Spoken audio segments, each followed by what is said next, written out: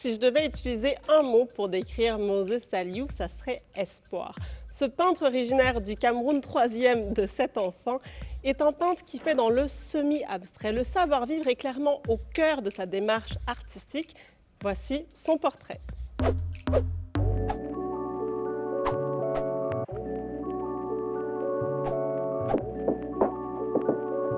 Je m'appelle Moses Saliou, je suis artiste visuel contemporain. Je viens du Cameroun, mais l'extrême nord du Cameroun, proche du Tchad, du Nigeria, donc c'est là où je viens. Je viens d'une zone touristique en fait.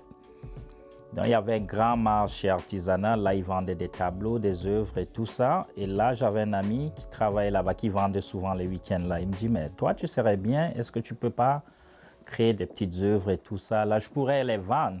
C'était comme mon premier art dealer quoi. Et en grandissant dans une communauté religieuse et tout ça, j'étais un peu différent. J'essayais de plus comprendre les hommes et séparer les choses du côté religieux en fait. Être religieux ne fait pas de nous des bons hommes. Ça, c'est quelque chose que j'ai appris en tant qu'artiste. Ça m'a ouvert les yeux en fait. Et c'est ça qui est pertinent parce que je viens d'une famille religieuse et tout. Je n'étais pas dedans, mais j'étais, et ma famille a accepté ça en fait. J'étais un peu différent.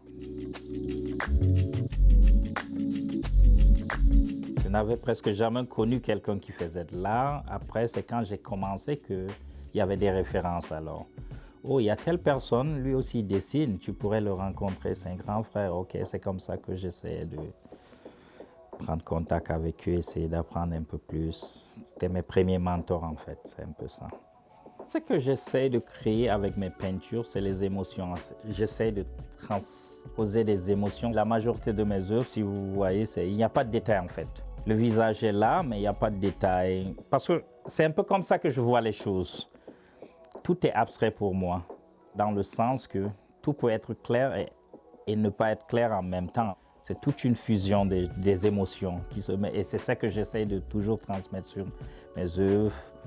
Que ce soit des personnages, que ce soit juste des figures, que ce soit juste des couleurs, mais c'est toujours les émotions. Parce que les émotions, elles peuvent être noires, elles peuvent être grises. Si vous voyez certaines de mes œuvres, il y a des couleurs, certains c'est juste des tons un peu bien précis.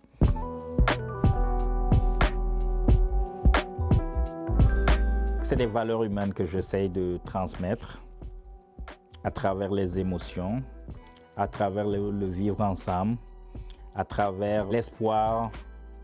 Parce qu'en tant qu'immigrant, il y a tous ces petits détails qui comptent vraiment. Parce que l'autre peut se retrouver à travers mes œuvres sans qu'ils se disent « Ok, c'est spécifique à un groupe de personnes ». C'est dans ce sens que j'aime bien ce côté abstrait.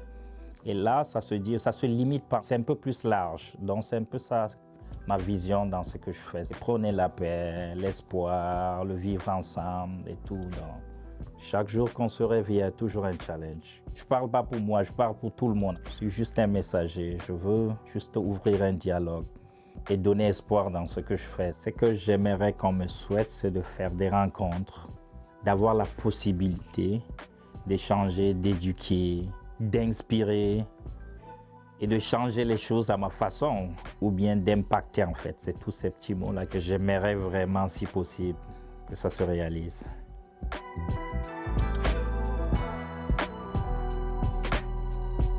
Sans espoir, le monde n'a plus son sens en fait. C'est ça qui nous permet de continuer, de se dire que demain serait meilleur.